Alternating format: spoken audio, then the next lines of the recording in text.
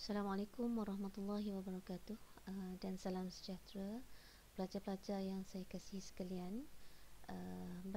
Jadi dalam beberapa minit yang ringkas ini, yang pendek ini, saya akan cuba untuk menerangkan ataupun membincangkanlah tentang penyelidikan, ya, sedikit tentang asas dalam penyelidikan dan juga proses yang akan dilalui dalam kita membina soalan-soalan ataupun item-item dalam soal selidik.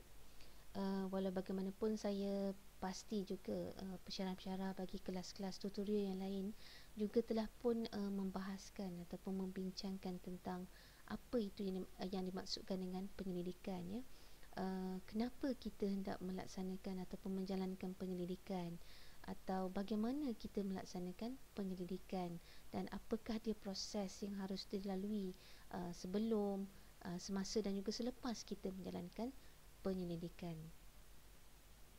Baik, jadi pada asasnya bila kita menyebut tentang penyelidikan, dia sebenarnya merujuk kepada satu proses yang sistematik, ya, sesuatu proses yang berturutan yang mengikut susunan tertentu.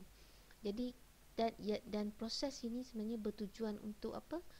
Tujuan untuk kita mendapatkan jawapan kepada sesuatu persoalan yang kita tidak pasti.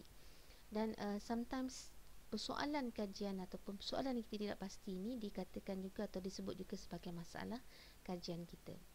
Baik, jadi apa yang dimaksudkan dengan sistematik ialah dia merujuk kepada satu proses yang tersusun, ya, yang mesti mengikut urutan dia. Contohnya proses A mesti dilaksanakan sebelum proses B, dan proses B mesti dilaksanakan sebelum proses C, dan begitulah seterusnya. Jadi secara umumnya kita harus faham bahawa bila kita bercakap tentang penyelidikan, dia merujuk kepada satu proses yang perlu kita lalui fasa-fasanya, dan tujuan utama kita menjalankan kajian adalah untuk mendapatkan jawapan kepada persoalan kajian itu. Baik, salah satu daripada pendekatan ataupun approach dalam kita melaksanakan ataupun menjalankan kajian ialah menggunakan survey, ya.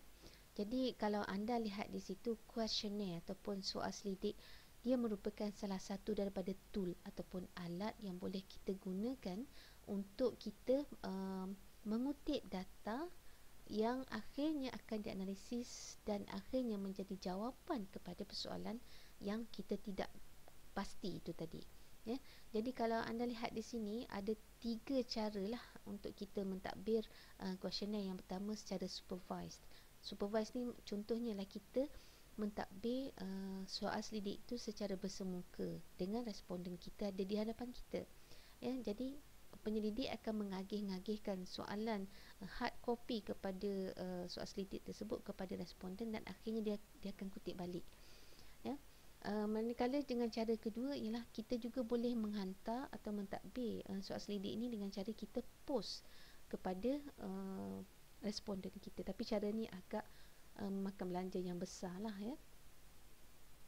Manakala cara yang ketiga merupakan cara yang paling mudah, yang paling cepat dan yang paling jimat, iaitu menggunakan internet. Jadi dalam GE 1155 anda semua akan melalui proses, ya, melalui pengalaman membina soalan secara online dan juga mentadbir satu kajian secara online juga. Jadi ini adalah paparan dalam Google Form yang insyaAllah anda semua akan guna dan juga bangunkan soalan-soalan soal selidik tidak lama lagi. Tapi untuk tutorial ni saya tak akan ceritakan secara terperinci lah, ya, tentang Google Form. InsyaAllah akan saya terangkan secara lebih jelas dalam tutorial yang akan datang. Saya cuma ingin berkongsi beberapa tips lah yang mungkin boleh kita jadikan panduan yang bagus, ya, untuk kita menghasilkan item-item dalam soal selidik yang dengan cara yang lebih baik dan memuaskan hati kita lah.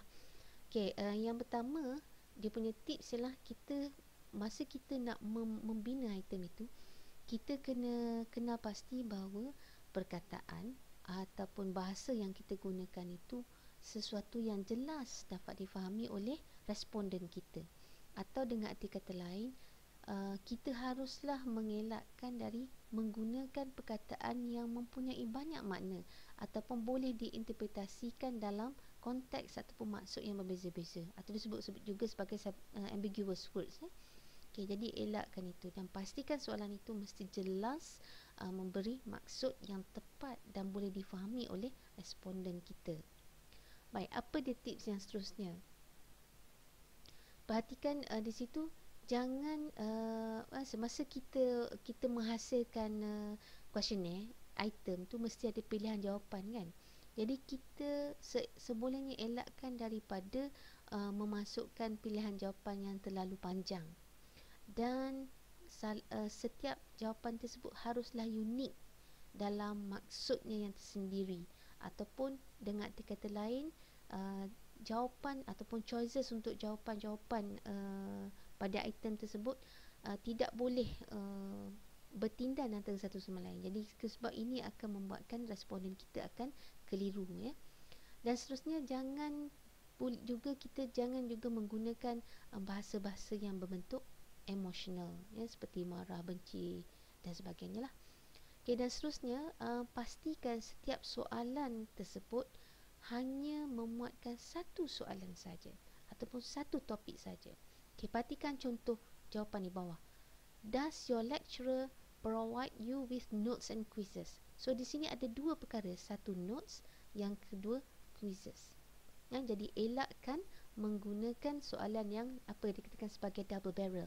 Ya, kalau macam ni, awak boleh pecahkan kepada dua soalan. Does your lecturer provide you with notes?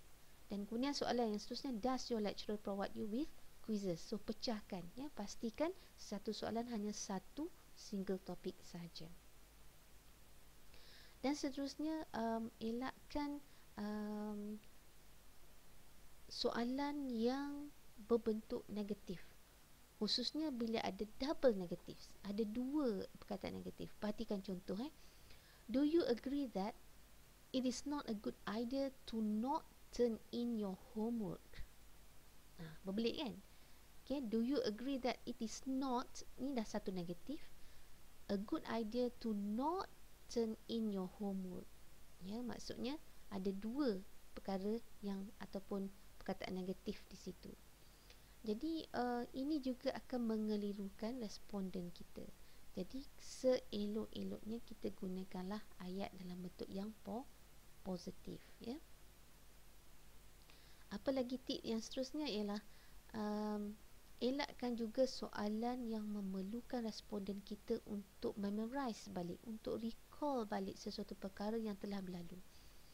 Okey, tengok contoh di sini. Approximately how many times in the past year have you published blog entries? Ya, sepanjang tahun lepas, berapa blog entry yang telah saudara hasilkan? Kadang-kadang soalan ini sukar untuk kita recall kan. Kita tak boleh nak ingat berapa kali kita dah publish blog entry. Jadi elakkan soalan yang berbentuk sedemikian, ya. Dan seterusnya, put difficult or personal questions toward the end of the survey.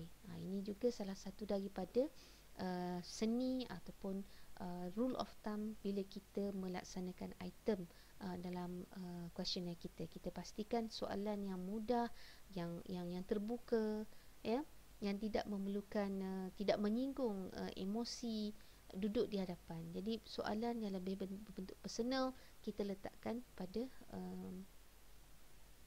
kedudukan yang ke belakang.